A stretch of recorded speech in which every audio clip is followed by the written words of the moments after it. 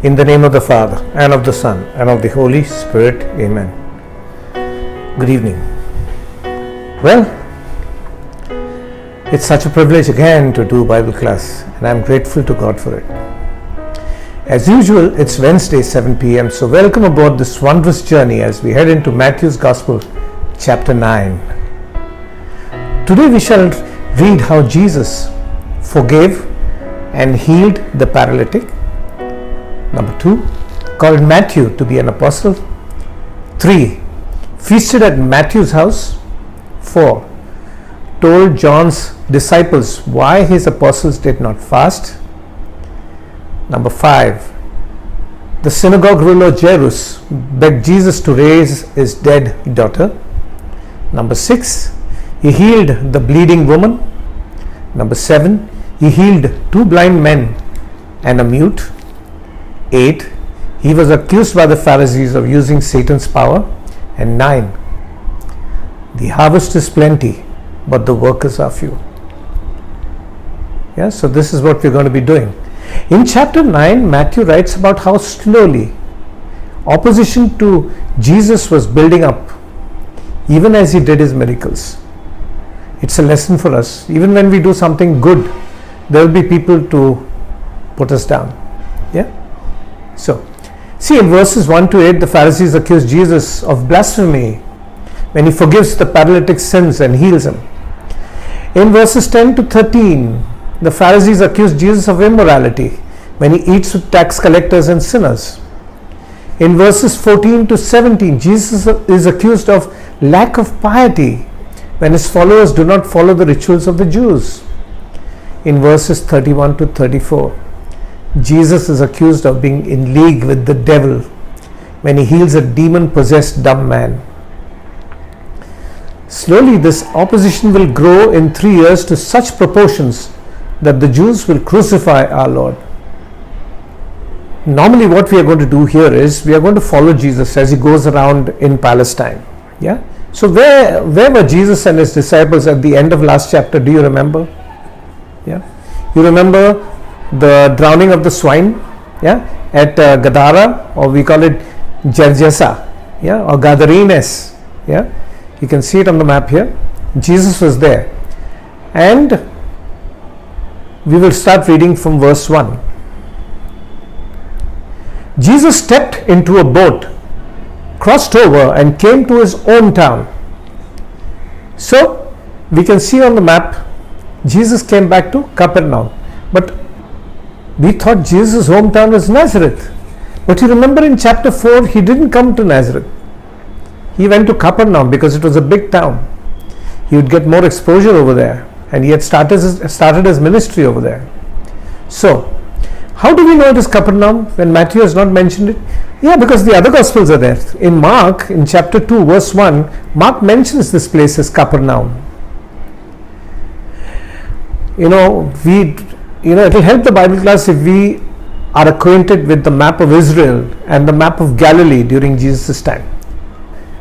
Specifically the map of Galilee, because his early ministry was around the lake of Galilee. Yeah, so we can then travel with Jesus as he goes around with his ministry. We will be better able to understand the context of Jesus' sayings. See, when he goes to the Samaritans, the context is different. When he is in Galilee, the context is different. When he goes to Jerusalem, which is in Judea, the context is different. Even the language spoken is different. See, in Galilee they were speaking Aramaic.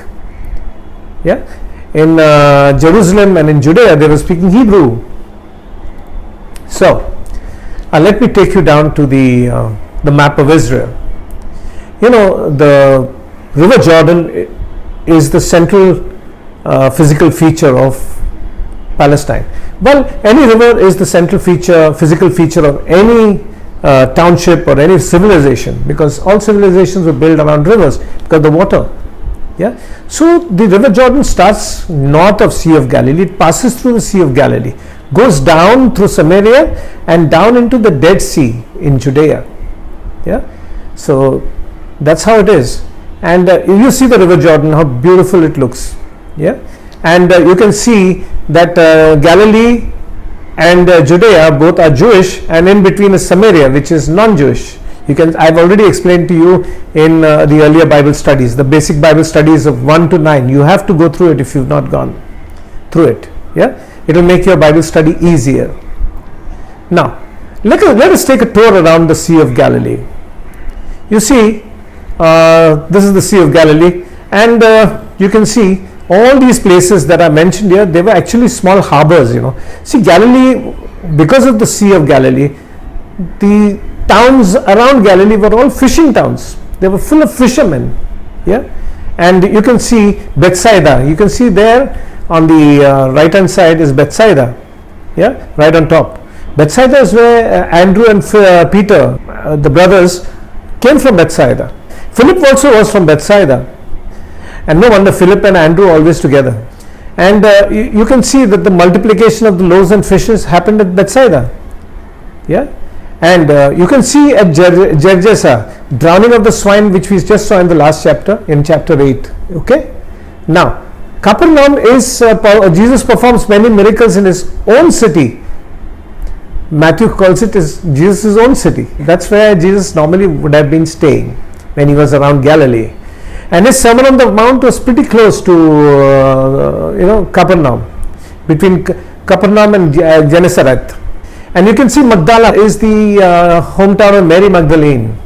And Tiberias was where Herod Antipas had his palace, and he was ruling from there.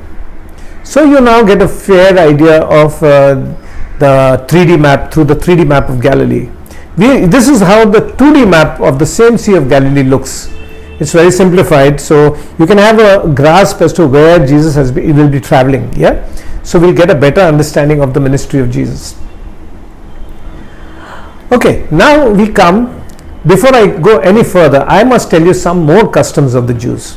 I always believed, Bible study becomes easier when you know the culture of the Jews, because that's the culture in which Jesus was born and brought up. That's the culture in which he gave us his teachings. So we must know the culture. Now, I want to tell you that the Jews condemned every diseased person as a sinner. They used to say, "Ye papi tha karke bimar ho gaya." He's a sinner, that's why he's sick. There is something called the RJ theory. It's called the retributive justice theory. It came from the Latin word lex talionis. Lex talionis means eye for an eye. You did something, so you have to pay for it. The eye for an eye. The eye for an eye has come from ancient times, from the times that humans were hunter-gatherers, the primitive humans. The lex talionis rule has come about. Yeah, even today lex talionis is followed in legal circles. I'll explain.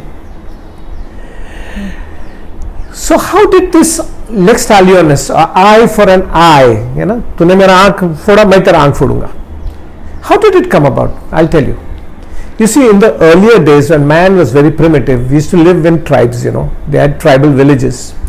Say at the river, one person from one tribe came to take water, and another person came over here, and they had an altercation, they had a fight, and the guy from one tribe cut off the hand of the person from the other tribe. This person from the other tribe ran away to his village with his cut hand and told the tribals in that village. All of them took up their knives and spears and whatever and started waging war on this other tribe. As a result, a lot of lives were lost. So they came about with a solution. They said, see, next time there's an individual fight, let us keep it individual. Okay, he cut your hand, now you cut his hand. That way wars were avoided. That was lex talionis. I hope you understand. From this good rule, the Jews made up, and many people make it up. Today also, is it relevant in today's age? Let's see. Yes, it is. Lex talionis means that the punishment should match the crime. Correct? Now, but even in India today, is the punishment matching the crime for everybody? No. See, a poor man robs, say, a few thousand rupees, okay? He is punished severely.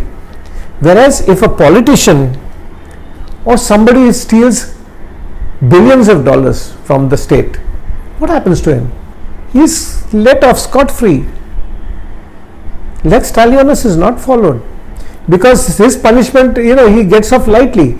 The punishment for a powerful man is way too less compared to what the poor man would be punished.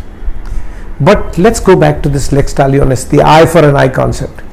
This was good for legal problems in the court of law and to settle problems between two countries or tribes or whatever. This is not okay for individual people. I'll explain. What happens is the eye for an eye concept means that you are not willing to forgive. You will not forgive. And whatever happens, suppose somebody troubles you, you know what you'll do? And you believe in God, you'll say, God will punish this man. Yeah, God will make him rot with leprosy. God will make him rot with cancer. Is that true? God loves all of us equally. So this was the problem with the eye for an eye concept. Okay? So, but Jesus says no, not give the other cheek, no? So, since the Jews thought that sinners were being punished by God, they also believed only God could forgive sins. They believed that, your sins make you sick. Yeah. So, as I said, they also believed only God could forgive sins. Thus, anyone guilty of trying to forgive sins was a blasphemer. Yeah. Because only God, that means you are taking the place of God. It is true that most of our illnesses are due to our sins and the consequences of guilt. Guilt plays a great role in us, falling sick. When our mind is stressed, when we are stressed and our mind is absolutely in turmoil, we will fall sick. Our body becomes open to all sorts of infections. Your mind plays a great role. I'll tell you how the mind is. It is fickle.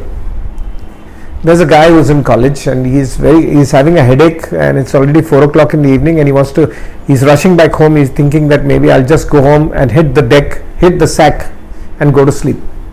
As he comes home, my mama says, get me a kilo of sugar from the grocer, from the banya. So mama, don't tell me anything. My head is blasting. I'm not feeling well. I cannot go anywhere and get you any sugar. So mom says, if you bring me sugar, I'll be able to make you hot tea or coffee and you'll feel better. I don't want anything, he says. And he tries to lie down to sleep. It's already 5:15 by this time. At around 5:30, he gets a call on his phone. It's his girlfriend. Not exactly his girlfriend, a girl whom he's been eyeing for many days. And she calls him and he says, okay, are you free? Saying, why? And this guy is so happy that this girl has called him for the first time. So I got 2 tickets to the movies. Oh, you got 2 tickets to the movies? Yeah, it's 6 o'clock. It's at 6 o'clock. Can you make it? He's like, sure, I will. And he just goes to the bathroom, just cleans himself up, dresses up and rushes to the theatre. And he enjoys 3 hours of company with this girl and in the movies. Where is the headache? It's gone. It's gone. That's how the mind is. But guilt plays a major role. There is no doubt about it. Yeah. But if we are falling sick or whatever because of stress and sin, it is true for everybody, How can you say one person, it is true for all of us, we all have sinned. So we cannot judge and say God has punished someone for his sins. Yeah. As a Christian, is Jesus asking us to do the same by judging others? No, we cannot judge others. You cannot use that eye for an eye principle to take badla. For example, can we say that he suffered and died of cancer because he was wicked? Who are we to judge with the plank in our eye? So let's go further. You have understood this, right? Now, in the context of what I've just told you, let us read. Jesus heals a paralyzed man. Some men brought to him a paralyzed man, lying on a mat. When Jesus saw their faith, he said to the man, take heart, son, your sins are forgiven. At this, some of the teachers of the law said to themselves, this fellow is blaspheming. Knowing their thoughts, Jesus said, why do you entertain evil thoughts in your hearts? Which is easier to say, your sins are forgiven, or to say, get up and walk? But I want you to know that the Son of Man has authority on earth to forgive sins. So he said to the paralyzed man, get up, take your mat and go home. Then the man got up and went home. When the crowd saw this, they were filled with awe, and they praised God who had given such authority to man. Let's study this event. This is intercession at work. All those men, this is actually in this gospel, Matthew doesn't tell that they put him down through the roof. Of course, that they took out the roof and put him down, lowered him. All that is not mentioned, but in brief.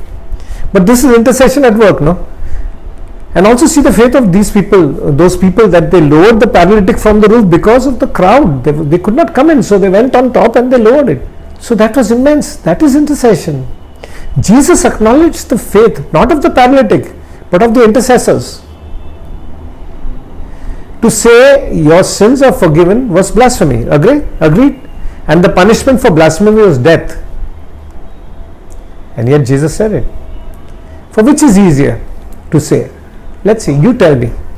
Ponder a while and tell me which is easier to say, your sins are forgiven, or to say, get up and walk. What is easier? Yeah, you made up your mind? So let's go further. See, talking is always easier said than done. Action is difficult. For example, if somebody says, my blessings on you, from today you're a rich man, and you don't give him any money, yeah, that's easier said than done. But suppose an old uncle says, from today you're blessed with immense wealth, and he has actually gone and written off all his wealth to you, then your uncle is not only saying it, but he's also doing it in action. Yeah, Jesus said your sins are forgiven to that paralytic because the paralytic believed in the common belief that he was suffering because of his sins. That's why Jesus said it. Jesus didn't say that to tease the Pharisees. He knew the Pharisees would consider it easier said than done. They were waiting to trap Jesus anyway. Jesus could have said the harder thing, get up, take your mat and go home. But Jesus wanted to prove beyond doubt that he had the power to forgive sins. I'll explain. Jesus was supremely confident that he could do it and walk the talk. He could make the man get up, take his mat and go home. Jesus wanted to show to the Pharisees that he truly has the authority to forgive sins. The man was paralyzed, right? Because of his sins. Only if God took away his sins would he be able to walk, correct? Only if God took away his sins. And if he ever took up his mat and walked, it could only mean that his sins were truly forgiven, correct? In the eyes of the Pharisees. Jesus healed him and proved he had the power to forgive sins. That's why the crowd was filled with awe and the Pharisees had no answer. I hope you understand that. Yeah? Now we go to the next part. Verse 9. Yeah? The calling of Matthew. As Jesus went on from there, he saw a man named Matthew sitting at the tax collector's booth. Follow me, he told him. And Matthew got up and followed him. Who is this Matthew? The same person who is writing this. He is Matthew. Yeah. Now the point is, Matthew must have heard Jesus many times. It's not that Jesus told him, follow me, and he's seen Jesus for the first time and he's following him. No. Jesus had built a reputation, right? So Matthew follows Jesus. I want to tell you something about the tax issues during the time of Jesus and the type of taxes they had to pay. They were generally very poor, no means of income, And see, the temple would charge them, make them pay tax, everybody. And add to that the Romans, they were under the Romans. So the Romans who also taxed them. Now what were the different taxes that the Romans were charging the people charging the Jews? First was the ground tax. Whatever you grow on the ground, 1/10 of your harvest of grain, you would have to give it to the Roman tax collector, or give it in cash, or give it in grain. And plus you have to give 1/5 of all the fruit and the wine that you got out of the ground. Second was income tax. 1% of all income would be taxed, and this tax collector would collect it. Third was poll tax, to be paid by every male just because you were born. Every male from the age of 14 to 65 had to pay this tax every year, and females had to pay it even earlier, from age 12 to 65. You can imagine, even if they had no income, because they were using the facilities, the roads and all the other things, protection and all that. Everybody bringing things into the country or taking them out had to pay customs duties. And there was also a tax for use of roads, bridges, etc. All these taxes, and this was in addition to the tax that they were paying the high priest. Now all this tax, the computation of which was dependent on the tax collector. Many times the tax collector was corrupt, and he would charge them money and take a bribe to reduce the tax. So the tax collectors were hated here. Also why they were hated was, a tax collector is also called a publican or publicani in Latin, or in Greek. A tax collector was considered a traitor because he worked for the Romans. The Jews were under the Romans, remember? He was also corrupt, and the poor generally suffered under him, and the rich prospered because they used to pay less tax. But Jesus, when he saw Matthew, he didn't see him the way that a normal Jew would see him. Jesus saw something else. Jesus never saw what a man was, but saw what a man could become. He saw what Matthew could become. Matthew left everything except his pen and followed Jesus. Jesus knew and saw that Matthew would be a great apostle.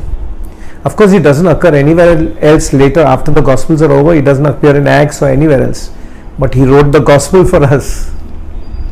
Yeah, Matthew lost a cushy job. No, he had a good job as a custom officer, as a tax collector, but he found destiny. He lost a good income, but found honor. He could have died rich, but today he is immortal. We read him, we read his gospel. See, among fishermen apostles, Matthew was an educated apostle who knew how to use his pen. So he wrote the first teaching gospel, the Gospel of Matthew. Okay, now Matthew was so happy with that he was following Jesus. See, when you're very happy with something that you found, or a great man that you met, you would like your friends also to be introduced to him, wouldn't you? So let's read further. While Jesus was having dinner at Matthew's house, many tax collectors and sinners came and ate with him and his disciples. When the Pharisees saw this, they asked his disciples, "Why does your teacher eat with tax collectors and sinners?" On hearing this, Jesus said, "It is not the healthy who need a doctor, but the sick. But go and learn what this means. I desire mercy, not sacrifice, for I have not come to call the righteous, but sinners."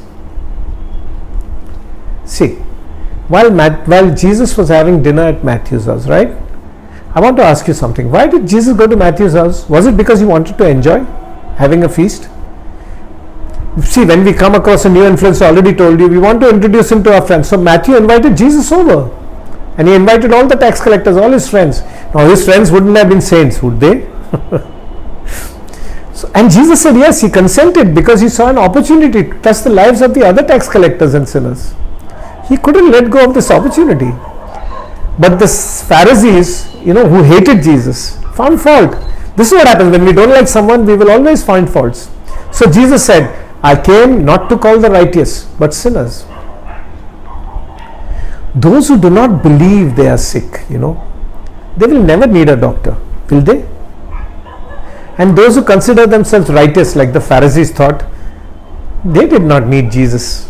They would never need him. They would always put him down. Jesus is telling the Pharisees to study Hosea 6:6 when he says, "I desire mercy, not sacrifice." The Pharisees were adamant on rituals, that the sacrifices, sacrificing doves, sacrificing lambs at the temple for your sins, so many rituals, all the Sabbath laws, so many laws, divorce laws. Yeah. So the Pharisees were adamant on rituals of sacrifice. They had neither mercy nor love for the poor and for the general Jew. They made religion very hard for everybody. Let's go to the next, verse 14 onwards. Jesus questioned about fasting. Then John's disciples came and asked him, "How is it that we and the Pharisees fast often, but your disciples do not fast?" Jesus answered, "How can the guest of the bridegroom mourn while he is with them? The time will come when the bridegroom will be taken from them, and then they will fast. No one sews a patch of unshrunk cloth on an old garment, for the patch will pull away from the garment, making the tear worse. Neither do people pour new wine into old wineskins. If they do, the skins will burst, the wine will run out and the wineskins will be ruined. No, they pour new wine into new wineskins and both are preserved. Now this thing is amazing. These disciples are John the Baptist's disciples. Where is John the Baptist now? We learned earlier that he is in prison. He has been imprisoned by Herod Antipas at Tiberias. And his disciples now are roaming around, without rudderless, because they don't have their leader. And they come to Jesus to observe him. But their vision is also just like the Pharisees. See how they say. How is it that we and the Pharisees fast often, but your disciples do not fast? I told you earlier that the Jews had to fast only one day in the whole year. What is this fast they are talking about? You could voluntarily fast. Jesus answered, how can the guests of the bridegroom mourn when he is with them? You know why he is saying that? I'll tell you. You have to know the customs of the Jews. You know, when there was a Jewish wedding, they used to spend a lot of money, just like today also. People spend a lot of money. I don't know why people spend a lot of money during weddings. That young couple can use that money to buy a house for their savings or whatever. But I don't know why people want to show. But we all do that. Even I'm guilty of that. Yeah. So what would happen, when during the wedding, everybody, the whole village would be happy. And the house of the bridegroom would be open for everybody. 7 days. The couple would never go on a honeymoon. Their honeymoon would be in the house itself, in the upper room or somewhere. And all the friends would be eating and drinking. Nobody went to work because they were assured of food and drink for 7 days. They used to be happy. And when the groom came down, they used to dance with him and everything. They used to enjoy. That's why Jesus is saying, how can the guests of the bridegroom mourn when he is with them? And also one more poignant thing is that the time will come when the bridegroom will be taken from them. Jesus is aware that he has to die pretty soon. He knows that. Imagine him always like a sword of Damocles over his head, his death. He knows he has to die. And yet Jesus is Jesus. So John's disciples actually forgot what John had told them about Jesus. That he was unfit to tie Jesus' sandals. The disciples of John the Baptist's mindset, they had the Old Testament mindset. That's why Jesus said, no one sews a patch of unstrung cloth and an old garment. What will happen? You know that. When you want to patch up your old trouser or something, you cannot take a new cloth and patch it up there. The new cloth will shrink and then that will tear. And you also know what happens to wine. Wine, when it is new, it gives off gases. So when you put new wine in an old wineskin which is already expanded, when you put new wine in a new wineskin, the wine will let off gases and the wineskin also will expand. It has the flexibility to expand because it is new. Now the old wineskin has already expanded and expanded and expanded. Now if you put new wine again, if it expands more, it will tear, it will burst, and all the wine will be lost and the wineskin also will be lost. That's what Jesus is saying. But the point is, what Jesus wants to tell is the apostles of John the Baptist, their mindset was still stuck in the old law. And unfortunately, John was still in prison. Yeah, and one more thing I want to tell you, no one likes change. When Jesus came, he was preaching about a great change from the Old Testament to the New Testament. I already told you, do unto others what you would like others to do unto you. There was love in the New Testament. But the point is, no one likes change. I teach change management in the corporate world, and it's a fascinating subject. But it also delves deep into human nature. We all do not like change. No one likes change. The humans naturally resist it. I remember, in the mid-80s, I had come back from the ships and I sat in a taxi, and the taxi driver looked disdainfully at a Maruti 800 that was overtaking him. And he says, "Ye dabba chalne wala nahi hai. It's such a cardboard box, if I just bang it, all the guys in the car will die." And he was deriding the car. Ye chalne wala hi nahi, this car will be unsuccessful. It will never be a success. Never be a success. And he kept on deriding it. And I told him, okay, now let's go on. So that was it. He just didn't like the change, and yet After many years, all the taxi drivers are driving all these wonderful vehicles, aren't they? It takes time for humans to take it up. Yeah, that's how we are. Now the next anecdote. Jesus raises a dead girl and heals a sick woman.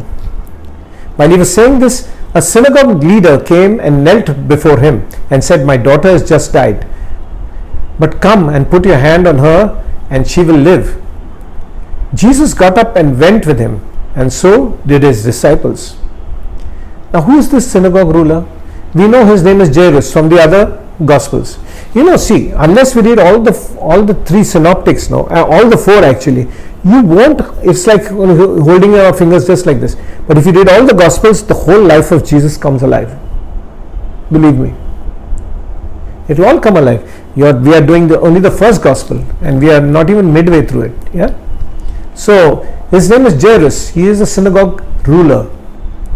A synagogue ruler ran the day-to-day work of a synagogue. He did not preach, but regulated the services, etc. Being a scribe, Jairus must have hated Jesus. They did not like Jesus. They did not like change.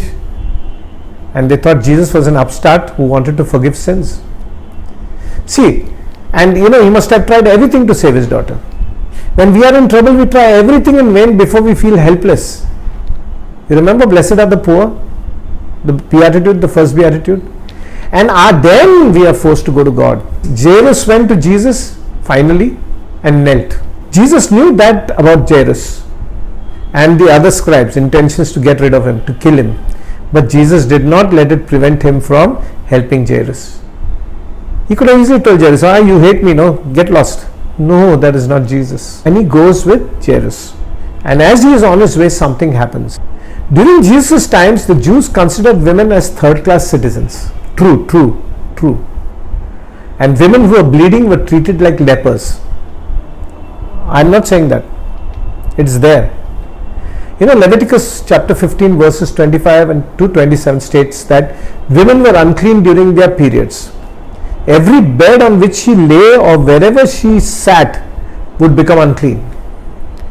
And whoever touched these things, the bed or wherever she sat, that person also would become unclean. Leviticus says, "He shall bathe himself and wash his clothes, but he will be unclean until the evening." You can imagine how someone who had been bleeding for 12 years must be feeling. She could hide her bleeding from men, but not from God. If she hid it and she sat on a bed, she would be guilty of a great sin, because so many people would go and sit on that bed and they'd be unclean, and without knowing it, they would go to the temple. Imagine the guilt, the amount of guilt that woman must have felt for 12 long years. Such a woman was absolutely shut off from all worship of God and from the fellowship of other men and women. She should not even be present in a crowd surrounding Jesus, for she would be infecting them all. And yet she went because she had pinned her hopes on Jesus. Let's see. I'll read the story. Yeah. Just then a woman who had been subject to bleeding for 12 years came up behind him and touched the edge of his cloak. She said to herself, "If I only touch his cloak, I will be healed." Jesus turned and saw her. "Take heart, daughter," he said, "your faith has healed you." And the woman was healed at that very moment. Mark in his gospel states something more that Matthew has not stated, and which Luke will not state because he is a doctor. Mark states that she had spent all that she had on doctors to no avail. But you know what she did? She went and did not touch Jesus. She touched the bottommost part, the tassels, the hem of his cloak, because the hem of his cloak must have been touching the ground. So she must have thought, I am like the ground only. So if I touch that, nothing will happen. But he'll cure me. He will, and he is the Son of God. If she knew that he was blessed with godly powers. Yeah. So she went and touched.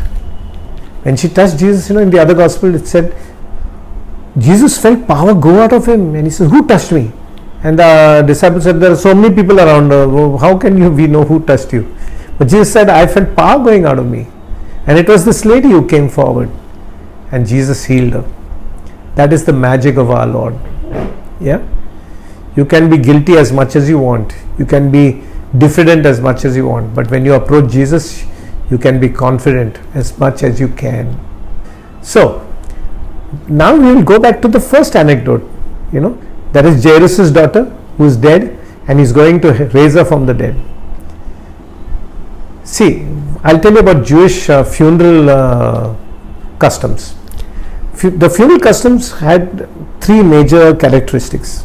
First, you had to cry, you had to wail, and whenever anybody new came into the funeral, you had to wail. Like I told you about the funeral earlier, remember?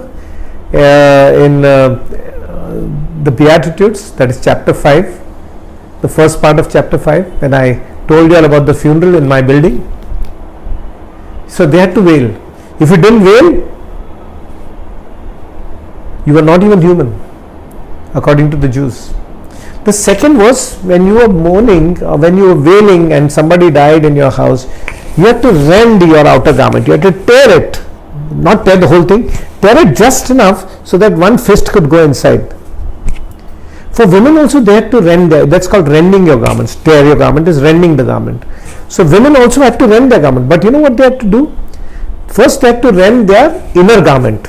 Because women cannot expose their breasts, so they would rend their inner garment, tear it. Then they would take it out and wear it, and wear the tear behind.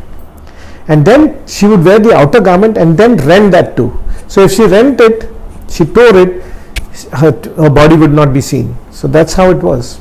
It was compulsory. And then they also would employ flute players. I know a lot of funeral customs for many countries, and you must have seen that some African country, how those coffin bearers start dancing and all that. I also remember in Vadala, when I was staying there, there was a death many years ago. When I was new to Vadala, there was an old man who died, and they had these people who were singing and dancing bhajans. They were singing and dancing, sort of celebrating the journey of this man into the other world. Yeah, that was the compulsory funeral custom of the Jews. And they were crying, and they were crying. They call them, in India also you have got these people who are called rudalis. You pay them to cry at funerals. Also, one more thing, if you think carefully, Jairus' decision to beg Jesus to help him was an afterthought. See, when Jairus' daughter died, he must have waited. He must have been too shameful to go to Jesus. So he waited. He also made funeral arrangements, and everything was done. So before he came to Jesus, see, all the flute players, all the criers, and everybody would come, and the funeral was a bang on. So, shall we read verse 23 onwards? When Jesus entered the synagogue leader's house and saw the noisy crowd and people playing pipes, he said, "Go away, the girl is not dead but asleep." But they laughed at him. After the crowd had been put outside, he went in and took the girl by the hand, and she got up. News of this spread throughout that region. That is the irony at a funeral. They were all crying, right? They were all crying at the funeral. But when Jesus said, "The girl is not dead but asleep," they started laughing at him. So what was true? Was their crying genuine or their laughter? But he raised the girl from the dead. Shall we go to the next part? Jesus heals two blind men. As Jesus went on from there, two blind men followed him, calling out, "Have mercy on us, Son of David." When he had gone indoors, the blind men came to him, and he asked them, "Do you believe I am able to do this?" "Yes, Lord," they replied. Then he touched their eyes and said, "According to your faith, let it be done to you." And their sight was restored. Jesus warned them sternly, "See that no one knows about this." But they went out and spread the news about him over all that region. Blind people can sense, they've got this spatial awareness about space, When they must have heard about Jesus, that he's going to pass this way. So when he was passing that way, they said, "Have mercy on us, Son of David." Son of David was a salutation, where they were telling Jesus, asking Jesus, and that he was capable of healing them. Jesus in the beginning doesn't answer them. When they follow him inside, and he asks them, "Do you believe that I am able to do this?" See, in every miracle, Jesus says, "Your faith has healed you." See, if you have faith, you get healed. There's no doubt about that. Yeah, and they said, "Yes, Lord." But after healing them, Jesus told them, "See that no one knows about this." As I said earlier, Jesus didn't want himself revealed as the Messiah. It was too early in his ministry. So that's the reason he told them. But would they be able to contain themselves, those blind people? They had never been able to see. Now they can see. Will they keep quiet about the good news? It was natural for them to go and tell all people in the region. They were not challenging Jesus. They were just doing what their heart was telling them. We'll go to the next part. Jesus heals the demon-possessed mute. While they were going out, a man who was demon-possessed and could not talk was brought to Jesus. And when the demon was driven out, the man who had been mute spoke. The crowd was amazed and said, "Nothing like this has ever been seen in Israel." But the Pharisees said, "It is by the prince of demons that he drives out demons." After the Pharisees had failed to disprove Jesus' miracles,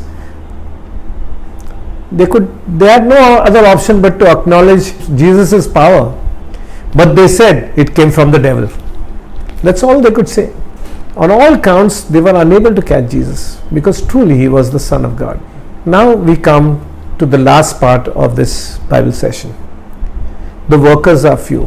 Jesus went through all the towns and villages, teaching in their synagogues, proclaiming the good news of the kingdom, and healing every disease and sickness. When he saw the crowds, he had compassion on them because they were harassed and helpless, like sheep without a shepherd. Then he said to his disciples, "The harvest is plentiful, but the workers are few. Ask the Lord of the harvest, therefore, to send out workers into his harvest field." You can imagine the missionaries' motives throughout these 2000 years. What was their motive? Why must they have gone to so many countries, to the corners of the earth? They went not to convert, but to help the helpless. That was the motive. As long as that was the motive, they succeeded. And see what they did for 2000 years. So many institutions, so many schools, so many charitable institutions, hospices, hospitals, educational institutions. They did it so that they could reach and help out these people who were harassed and who had no shepherd. Now, many of us are worried about those who are not Christian. But before we convert the world, first let us convert ourselves.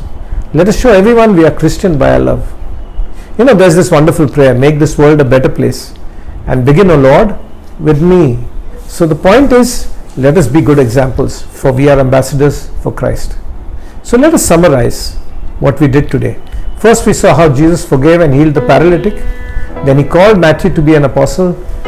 Then he feasted at Matthew's house and was derided by the Pharisees. Then he told John's disciples why his apostles did not fast. Then the synagogue ruler Jairus begged Jesus to raise his dead daughter, and he did. He healed the bleeding woman, and he healed 2 blind men and the mute. He was accused of using Satan's power. And finally he told us that the harvest is plentiful, but the workers are few. So that's all, folks. That ends Matthew chapter 9. Until next Wednesday, 7 p.m. God bless. Praise God. Don't forget to like, subscribe, and share and comment. Don't forget. God bless. Amen. In the name of the Father, and of the Son, and of the Holy Spirit. Amen.